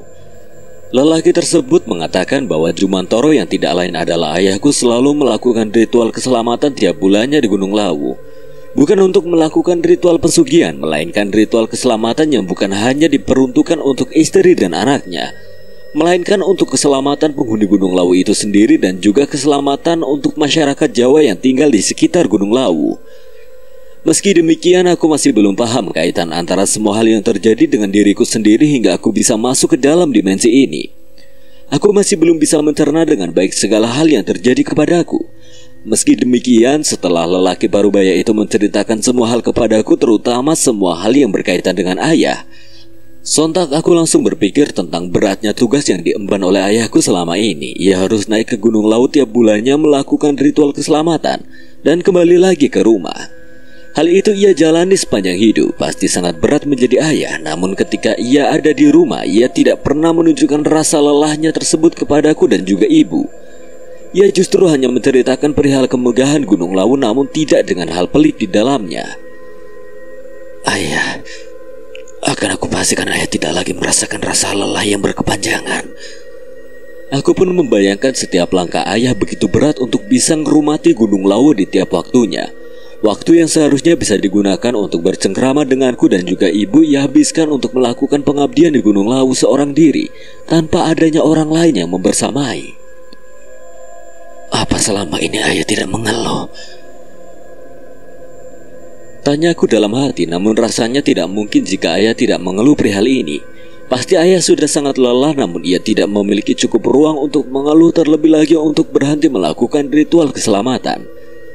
Sebab pasti ada konsekuensi yang cukup besar jika ayah memilih berhenti. Entah keselamatan keluarganya yang akan menjadi ancaman atau justru keselamatan dirinya sendiri. Andai dari awal aku tahu persoalan ini, aku tidak akan pernah mengizinkan ayah pergi ke Gunung Lawu, meskipun hal tersebut tentu sangat sulit untuk dilakukan. Namun aku tidak mungkin tega melihat ayahku yang sudah semakin rentah harus naik turun dari Gunung Lawu yang cukup tinggi dan menantang itu. Tanpa sadar air mataku menetes. Aku benar-benar merasakan kehampaan dan rasa lelah yang ayahku sendiri rasakan. Aku benar-benar tidak tega melihat ayah harus bertanggung jawab atas keselamatan banyak pihak hanya karena ia masih berada dalam satu garis keturunan dengan kerajaan Majapahit. Bukankah ayah juga tidak pernah memilih untuk dilahirkan dari keturunan manapun? Tapi mengapa harus ayah yang memegang semuanya? Muncul gejolak kekecewaan di dalam diriku perihal takdir yang belum bisa bersahabat dengan ayahku. Ingin rasanya aku mengamuk saat itu juga di depan lelaki parubaya yang terus menatap ke arahku. Namun rasanya tubuhku benar-benar membatu. Aku hanya bisa menangis dan terus menangis tanpa bisa melakukan hal lainnya. Sepertinya lelaki parubaya di depanku sadar dengan tangisanku. Ia lantas mendekat ke arahku dan membisikkan beberapa kalimat yang ternyata mampu membuatku lebih tenang dibandingkan dengan sebelumnya. Ayahmu melakukan semuanya dengan ikhlas, nak. Jangan berpikiran buruk kepada kerajaan. Sebab ayahmu bagian dari kami, begitu juga dengan dirimu. Apa benar ayah ikhlas dengan segala hal yang harus ia lakukan? Rasanya tidak mungkin aku harus bisa memastikannya langsung kepada ayah. Aku harus tanyakan langsung kepadanya perihal rasa lelah berkepanjangan yang terus dirasakannya. Bahkan hingga saat ini aku harus tahu langsung dari mulut ayah. Setelah mencoba menenangkanku, lelaki parubaya tersebut kemudian menempelkan telapak tangannya di atas kelopak mataku. Matanya kemudian terbejam. Seketika saja aku merasakan hawa dingin merasuk ke dalam tubuhku. Namun juga terdapat rasa hangat seolah terdapat sebuah energi yang dihantarkan dari telapak tangan itu. Aku sendiri masih tidak mengerti apa yang dilakukan oleh sosok bertubuh gagah yang saat ini berada di hadapanku. Anehnya lagi, aku tidak mengelak tentang semua hal yang dilakukan oleh lelaki parubaya itu. Aku seakan-akan menuruti semua hal yang dilakukannya terhadapku. Lelaki parubaya tersebut kemudian mengangkat tangannya yang menempel pada kelopak mataku yang saat itu terpejam karenanya. Rupanya lelaki itu membuka mata batinku tanpa aku ketahui. Aku perlahan-lahan mulai bisa memahami apa yang dimaksud oleh lelaki parubaya tersebut. Seiring terbukanya mata batinku kala itu, aku lantas bisa melihat semuanya tanpa adanya sekat ataupun pembatas. Tak pernah terbesit di dalam pikiranku jika mata batinku akan terbuka dengan cara yang tidak aku duga. Bahkan dibuka langsung oleh lelaki yang tidak aku kenali dan bukan berasal dari duniaku sendiri. Apa setelah ini semua hal berbahaya akan datang menghampiriku? Aku cukup khawatir dengan segalanya. Rasanya aku benar-benar tidak ingin mata batinku terbuka. Rasanya aku benar-benar belum siap. Aku belum siap melihat segala hal yang sebelumnya tidak pernah aku lihat. Aku belum siap jika harus bercengkrama secara langsung dengan makhluk-makhluk gaib yang tentunya tidaklah sedikit. Aku belum siap menghadapi segala hal yang tidak biasa ada di dalam kehidupanku. Namun aku benar-benar tidak mampu mengelak. Aku tidak bisa berkata tidak, sebab segala hal telah terjadi begitu saja. Setelah mata batinku terbuka, segala hal yang benar-benar mengerikan nampak di pelupuk mata. Aku kaget, aku benar-benar syok dengan keberadaan mereka.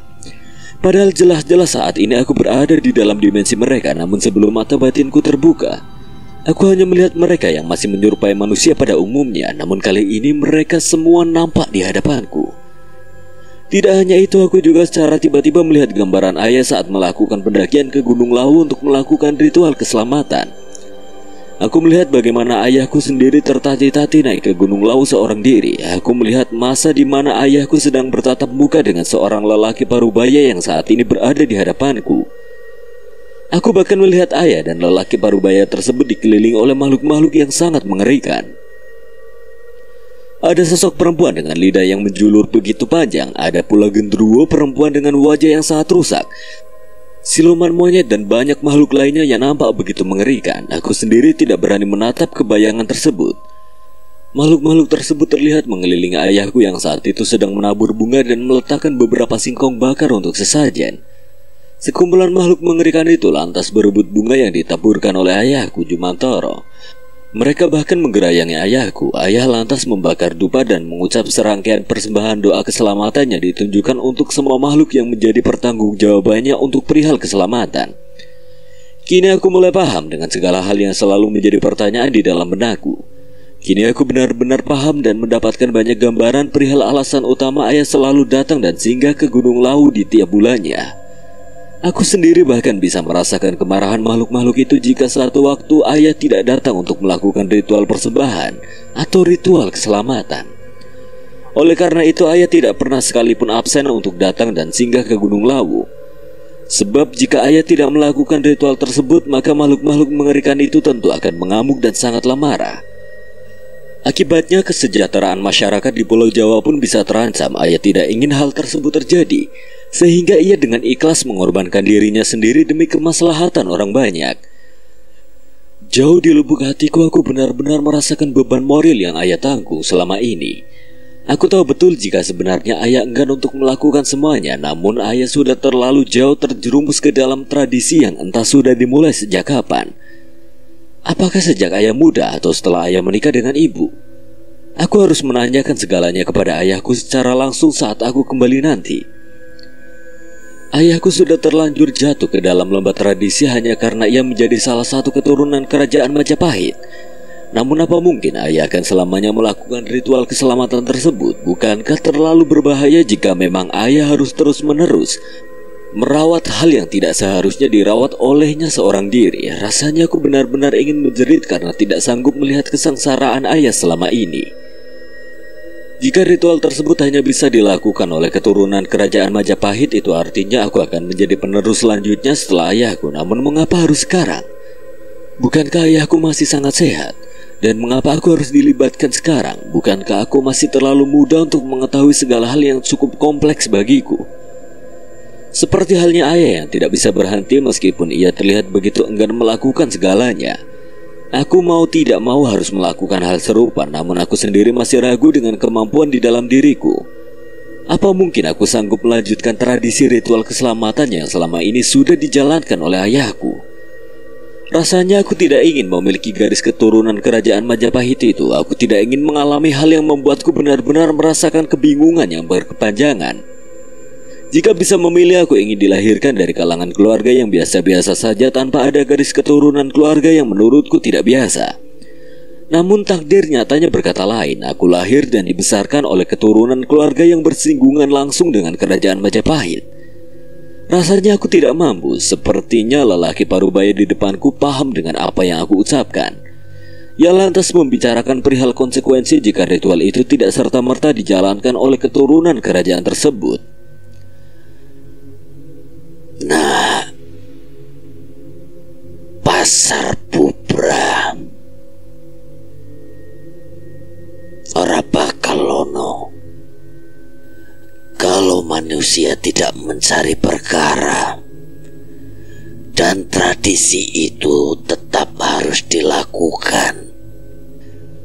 Kita tidak akan sampai ke dunia manusia kalau tidak ada maksud. Ingatlah. Ucapan lelaki parubaya tersebut memberikan isyarat bahwa segala hal yang terjadi di dunia ini sudah memiliki takdir masing-masing. Jika manusia dan makhluk lain ingin hidup berdampingan, mau tidak mau aku ataupun ayah harus terus melakukan ritual keselamatan yang biasa dilakukan oleh ayahku. Perihal pasar Bubra, pasar gaib yang kerap kali menjadi perbincangan banyak pendaki lain yang seringkali menceritakan hal menyeramkan dari pasar tersebut. Nyatanya keangkeran pasar Bubra ada karena ulah manusia itu sendiri. Pasar Bubra tidak akan terlihat oleh mata manusia jika manusianya itu sendiri mampu menjaga diri saat melakukan pendakian ke Gunung Lawu. Nyatanya hal tersebut tidaklah mudah. Banyak pendaki yang kerap kali abai dan tidak mengindahkan larangan-larangan yang seringkali digembar-gemborkan oleh banyak pihak. Merasa hebat dan jumawa terhadap kemampuan dirinya sendiri menjadikan manusia menjadi sombong dan lantas tidak mengindahkan peraturan yang ada. Oleh karena itu, kerap kali makhluk gaib yang hidup berdampingan dengan manusia terkadang muncul dan menghantui pendaki-pendaki tersebut.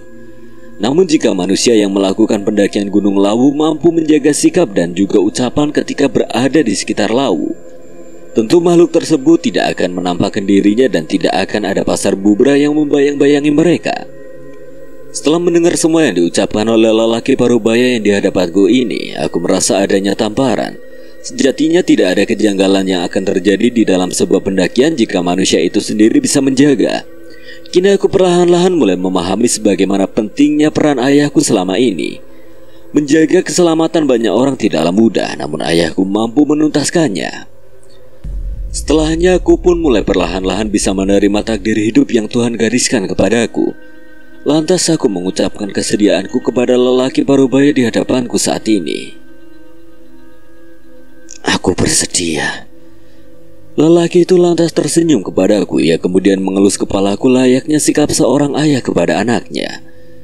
Aku telah memutuskan untuk meneruskan apa yang sudah seharusnya aku teruskan, meskipun saat ini masih ada ayah yang biasa melakukan segala halnya sendiri. Namun setelah ini aku akan pastikan ayahku tidak akan lagi pergi seorang diri. Aku tahu beban ayah begitu berat, oleh karena itu aku akan berusaha untuk lebih meringankannya. Sejak saat itu duniaku seolah-olah berubah. Tara yang sekarang mengemban tugas yang jauh lebih besar dibandingkan Tara yang sebelumnya. Aku hanya berharap aku mampu melewati segalanya dengan baik dan tidaklah sembrono nantinya. Namun satu hal yang akan segera aku lakukan pasca kembali ke rumah, yaitu aku akan bersimpuh di hadapan ayah dan menceritakan segala hal yang terjadi kepadaku. Akan aku pastikan ayahku mendengar semua detail peristiwa yang menimpaku, terutama peristiwa yang berkaitan dengan dimensi ini dan juga perihal sosok lelaki parubaya di hadapanku. Lelaki parubaya tersebut kemudian berjanji kepadaku untuk senantiasa memberikanku kemudahan dengan syarat aku harus bisa mawas diri dan tidak melakukan kesalahan-kesalahan yang bisa mengotori pikiranku. Ia juga berjanji akan mengembalikanku dalam keadaan selamat tanpa kurang apapun. Benarkah aku bisa kembali ke duniaku? Tentu. Aku akan mengembalikanmu ke duniamu, nak. Dan aku akan menjagamu dari jauh. Terima kasih banyak. Saya akan selalu mengingat petua yang Bapak sampaikan kepadaku. Setelahnya aku diminta untuk memejamkan mataku. Lelaki parubaya tersebut melakukan sesuatu untuk membalikanku ke dunia. Benar saja, aku dikirimnya kembali ke Gunung Lawu, namun aku berada di tempat yang tidak semestinya. Aku berada di dalam jurang dalam kondisi tidak sadarkan diri. Aku tidak menyadari keberadaanku saat itu. Hal terakhir yang aku ingat adalah hal-hal yang dilakukan sebelum aku memejamkan mata dan kembali ke duniaku. Umar dan tim SAR terus melakukan pencarian. Hari pertama pencarian tidak membuahkan hasil. Mereka tidak kunjung menemukanku ketika itu, hingga mereka memutuskan untuk melanjutkan pencarian esok hari dengan jam yang jauh lebih pagi dari sebelumnya, dengan harapan aku lekas ditemukan. Sama halnya pencarian di hari pertama, pencarian di hari kedua pun tidak menemukan titik terang. Keberadaanku tidak kunjung ditemukan oleh mereka, hingga mereka sebetulnya merasa frustasi dan memiliki keinginan untuk menghentikan pencarian. Namun lagi dan lagi Umar berusaha membujuk semua orang untuk tidak menghentikan pencarian terhadapku, karena ia sangat yakin jika aku sahabat karibnya masih hidup dan saat ini sedang menunggu bantuan dari kami semua. Akhirnya tim SAR memutuskan melakukan pencarian dengan tenggang waktu selama 7 hari. Umar menerima segala hal yang sudah menjadi keputusan tim SAR. Harapan dia hanyalah aku bisa ditemukan segera tanpa harus menunggu sampai 7 hari ke depan. Namun hanya takdir yang bisa menjawab keinginan Umar tersebut. Nyatanya tekad Umar yang begitu bulat pun membuahkan hasil yang sesuai dengan apa yang diharapkan. Tepat di hari ketiga, aku berhasil ditemukan oleh Umar dan juga tim SAR. Aku berada di bawah jurang yang dalamnya kurang lebih 7 meter. Saat melihat tubuhku dari atas, mereka pun langsung menyusun strategi untuk bisa turun ke bawah dengan selamat. Mereka menggunakan peralatan yang sudah disediakan sebelumnya. Tangis Umar pecah saat itu. Ia sudah berpikiran buruk tentang keselamatanku sebab aku berada di kedalaman yang cukup dalam. Berkaca dari kasus-kasus sebelumnya, sangatlah mustahil seseorang bisa selamat jika sudah terjatuh ke dalam jurang yang cukup dalam. Meskipun Umar begitu kalut saat itu, namun ia bersyukur karena aku nyatanya masih bisa ditemukan terlepas bagaimana kondisinya. Tim SAR langsung turun ke bawah dan sesampainya di bawah mereka semua kaget karena nyatanya aku masih dalam kondisi hidup. Luka di tubuhku pun terbilang sedikit, hanya saja aku masih dalam kondisi tidak sadarkan diri. Teman kalian masih hidup dan bisa diselamatkan. Mendengar hal tersebut, perasaan Umar benar-benar lega setelahnya. Nyatanya aku masih bisa bertahan sejauh ini menurut Umar. Setibanya aku di atas, Umar langsung memeluk tubuhku dengan begitu erat ketika itu. Setelahnya aku langsung dibawa turun ke bawah untuk dilarikan ke klinik terdekat agar bisa dilakukan proses penyelamatan. Umar terus mengikutiku tepat di belakangnya. Ia selalu ingin memastikan kondisiku baik-baik saja tanpa kurang apapun. Setelah sampai di base camp, ia pun lantas menghubungi kedua orang tuaku agar keduanya bisa datang sesegera mungkin. Benar saja, setelah Umar menyampaikan kabar kepada orang tuaku, keduanya langsung bergegas datang ke klinik untuk memastikan kondisiku kala itu. Sejak saat itu aku dinyatakan selamat dan tidak ada luka serius di tubuhku. Hanya luka ringan dan hanya menunggu beberapa waktu saja untuk disembuhkan. Tak lama berselang, aku pun terbangun dalam kondisi yang cukup baik. Perlahan-lahan aku mulai membuka mataku dan aku melihat wajah ayah dan ibuku yang nampak begitu cemas. Aku juga melihat Umar dengan tangisannya yang tidak kunjung usai. Tidak hanya mereka, aku pun melihat banyak sekali makhluk mengerikan di sekitar ranjang tempatku beristirahat. Mereka semua menatap tajam ke arahku, seakan-akan mereka semua tahu jika aku bisa melihat mereka. Namun aku masih belum bisa terbiasa dengan pemandangan mengerikan yang tidak biasa aku lihat ini. Rasanya aku masih belum sanggup melihat hal mengerikan di sepanjang hidupku ke depan. Saat aku melihat ayah, sontak aku langsung menginginkan berbincang empat mata dengannya. Lantas aku meminta semua orang yang ada di ruanganku untuk keluar lebih dulu kecuali ayah. Namun awalnya ibuku enggan untuk keluar. Setelah aku memohon kepadanya, akhirnya ibu bersedia untuk keluar. Kenapa, nak? Aku sudah bertemu dengan sosok itu ya. Lantas apa yang dilakukannya? Mengapa ayah harus melakukan itu? Ayah tidak punya pilihan lain. Ayah hanya bisa patuh dan tidak bisa melakukan hal lain. Bukankah itu sama saja ayah mengorbankan diri ayah sendiri? Ayah sudah ditakdirkan untuk melakukan ritual itu, nak. Dan kamu akan melanjutkan segala hal yang dilakukan oleh ayah. Tapi aku enggan ya. Sama seperti halnya ayah. Kamu tidak memiliki pilihan lain, nak. Tangisku pecah seketika. Lantas ayah langsung memelukku dengan erat seolah-olah ayah tahu dan paham dengan tugas yang harus aku emban.